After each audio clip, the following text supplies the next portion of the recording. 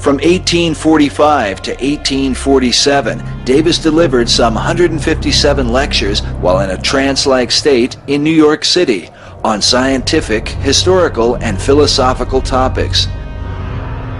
Reportedly famed macabre author Edgar Allan Poe even attended some of Davis's seances.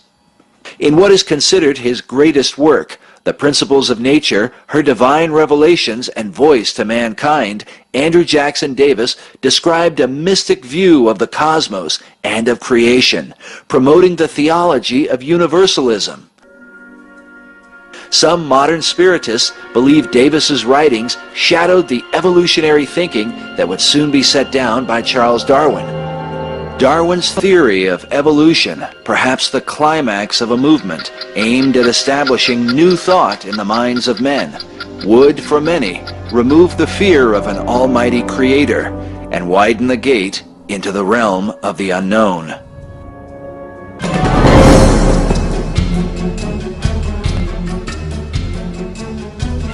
Through the 19th and 20th centuries, Western culture has been overwhelmed by a fascination with spirit communication and paranormal phenomenon. Some of the most influential people in the modern era have been influenced themselves by New Age spiritism and the occult.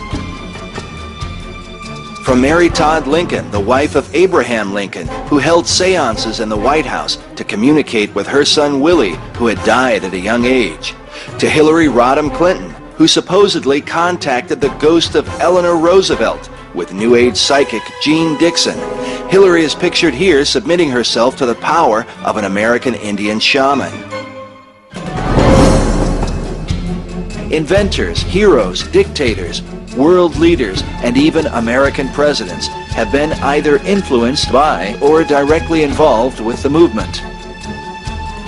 Thomas Edison spent years trying to develop a machine that could communicate with spirits of the dead. While his efforts were unsuccessful, Edison was convinced that one day such an invention would be possible. Chester Carlson, the inventor of the now famous Xerox photocopying process, reportedly received the inspiration for his invention from the spirit world. Carl Gustav Jung, whose teachings on the subconscious mind have had a tremendous influence on modern psychology, claimed to be guided by a mysterious spirit named Philemon. Jung's contemporary Sigmund Freud said that it no longer seems possible to brush aside the study of so-called occult facts, the real existence of psychic forces in which, until now, we did not believe. When I first made the correlations between Kabbalah and science, I was stunned.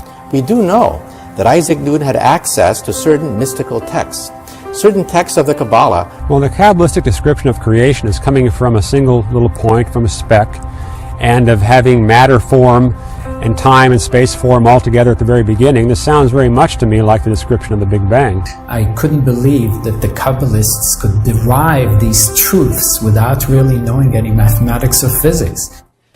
I'm a theoretical physicist, and I like to say that I walk in the footsteps of giants like Albert Einstein and Niels Bohr. I'm not a philosopher. However, I am rather dazzled by the fact that many of the basic mysteries that we find in string theory and the theory of everything seem to be mirrored in the Zohar and in the Kabbalah. As a scholar, the most amazing thing of all is the degree to which modern astrophysics sounds like a Kabbalistic text.